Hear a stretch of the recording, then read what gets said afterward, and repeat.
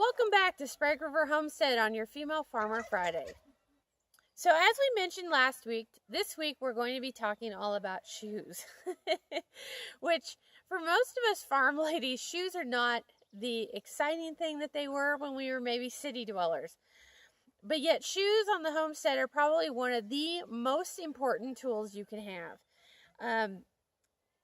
They range wildly from sneakers, hiking boots, leather boots to your good old chore boots. So we're going to kind of go through these and kind of go over what I like and dislike about each kind of boots and what I personally have bought, have used, and would actually buy again. So anybody who does chores, especially out in the winter, knows the value of a good muck type boot, a good rubberized boot. Now, I've owned a lot of brands over the years. You may be tempted to go with a brand that's $15, $20, $25. I have over the years, and if I got all the way through one winter season, I was doing really, really well. A lot of times, the fit aren't overly great. They maybe don't have the best tread. They don't have the best fit, and they certainly don't breathe very well. So I do recommend stepping up and going with one of the more expensive brands, either Bogs or Mucks. I've owned both, so let's talk about them. So when it comes to Bogs, they really don't have a good unisex type shoe. It's either men or women's. Now, I am one of those ladies that's blessed with pretty large calves, so the Bogs, the taller Bogs for ladies don't fit me. I do like that they have these little shorties here. They're plenty high unless you're really wading through some stuff. I really like these. They had a really nice fit. The tread on them was fair. They weren't real good in the snow. I had to get some yak tracks and actually put some extra tread on them with the yak tracks. The thing that I didn't like about these, now I got them on sale, so I didn't spend a huge amount. I think I got these for like 35 bucks. The thing I didn't like is I made it through one winter, and about 3 weeks into the next winter, I got stress cracks here and right here. To the point that they leak like really bad. And we've tried a couple of fixes. I did talk to the Bogs company. They told me a couple of things to try. And because it's in stress points, no bueno. I do still use these if the ground is wet and I know I'm not going to be walking through water. I will go ahead and still use them because the tread, though not great, is still intact. The problem that I have is right here. So as long as I'm not walking any deeper than that, they're still okay. I've used them in snow. As long as the snow doesn't really get over the toe, they're okay. So I like these, but I didn't feel that for the money they were as durable as I thought they were going to be. Like I said, over the cheap boots, I really did like the fit of these. They were really tough to break in, though. There is a reason that they give you 2 pull straps on these things. When you're first breaking them in, without them, you are not getting these shoes on. They're also very difficult to get off in the beginning. I think it took me about 2 months to get these things broke in enough that I could actually get them on and off without the occasional assistance from Kanan. So after that, I went to the Muck brand. Now, Muck also makes an exclusive woman boot, but of course, there again, same thing. Those of us with big calves, they don't always fit. The nice thing is they have a line of boots called the chore boot, which is unisex in nature. So that's what I have, and I love these things. I tend to roll my tops down because they're a little too tall. I absolutely love these guys, mostly because look at that tread on them. I mean, these things are tough boots. They did cost me a little bit more. I got mine on sale, and I think I still spent 80 or 90 bucks on them. So the thing I don't like about these, because they are unisex, they tend to be a little wide. And I have wide feet, and I still feel like I get a little slop in them. In the winter, I double up the socks. They're perfect. But if I'm doing much in the summer, cleaning duck ponds, cleaning rabbit trays, anything like that, they do have a little slop more than I'd like. They're also kind of heavy duty, so they do get a little bit warm. Awesome, awesome boots in the winter. My feet never got cold in these things, even when walking around in the snow. The downside is, again, I'm really hard on boots. You got to remember, I wear them like 6 months out of the year, plus off and on in the summer. So again, I get stress cracks a little bit. Now, the thing that I do like about these guys, because of the way the inside liner is made, even though the outside rubber has stress cracks, they still don't leak. And for me, that's huge. If I've got a rubber boot, I don't want wet feet. That's the whole point of a rubber boot. So I would strongly recommend, and hey, if you've got nice tapered calves and can get into the ladies version, you may look at them. The ladies version for the Mucks do have more of the feminine type tread that the Bogs have. But all in all, I really like this company. I was really pleased with the performance of these boots. Like I said, even with a crack in them, they don't leak. So I really like them. I know these guys are more expensive as far as the Bogs and the Mucks, but I'm telling you, they're worth every penny to keep your feet dry. Okay, so next we're going to talk about leather boots. Again, I think I've owned pretty much everything there is to own. There's two brands that I pretty much have stuck with over the years that I like a lot, and that's your Justins and your Ariats. I really like the Ariats in that they've got a support bar on the inside, right through here, that really helps with arch support.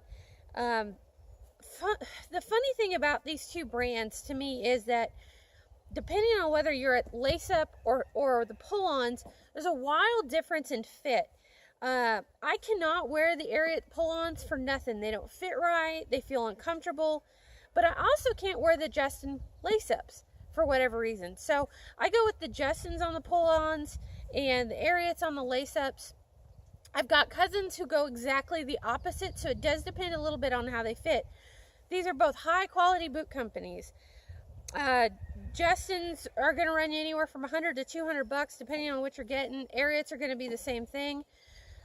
Here's why I like these on Homestead. I love these guys because they're quick and easy to pull on. If I've got to run out to the barn to do something but don't necessarily need the Muck boots, these guys are awesome. They're really tough. They're leather boots. They don't crack. At least I've not had trouble with mine cracking.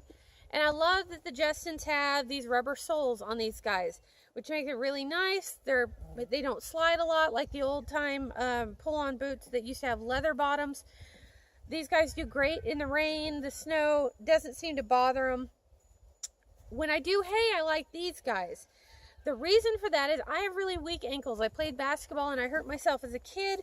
So these guys I can lace up as tight as I need for superior ankle support. And because they lace up so very far, these are the boots. If I'm going to be doing a lot of stuff where I'm going to be there's a potential to twist an ankle, this is what I'm going to go with. Again, really good durable boot, rubber sole on the bottom. Like I said, there is a support bar in here.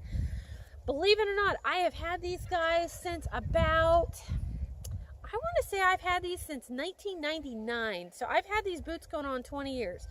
Obviously, I don't wear them as much as I wear some of my other stuff.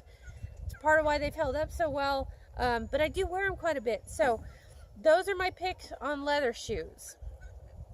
Okay, so last we're going to talk about just a general work shoe. What I have are these Brahmas that are they're kind of a hiker cross. The original name on these, I think, were the Brahma Karens. They've been replaced. There's a new version called, I want to say it's either Sarah or Sacha.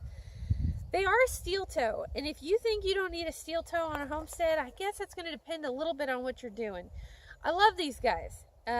I've had these for 2 years. You can see how thoroughly they are broken. I wear these from about late April all the way till October every single day.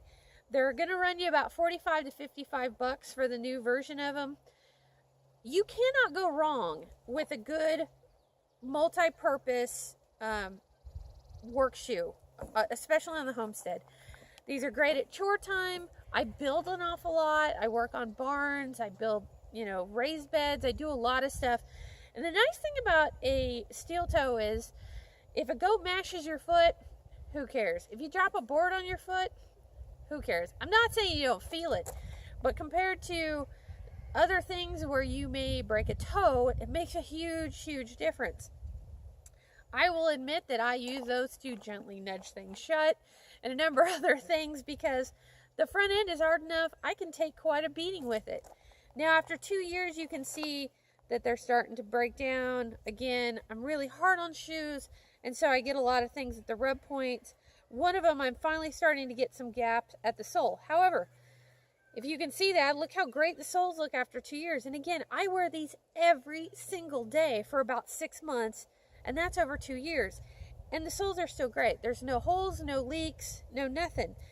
The only complaint I had about these things is about 4 months in, the soles went to absolute crap, the interior liner, which really sucked. So, you know, I went down, I paid $10, I got a Dr. Scholl's liner and put it in.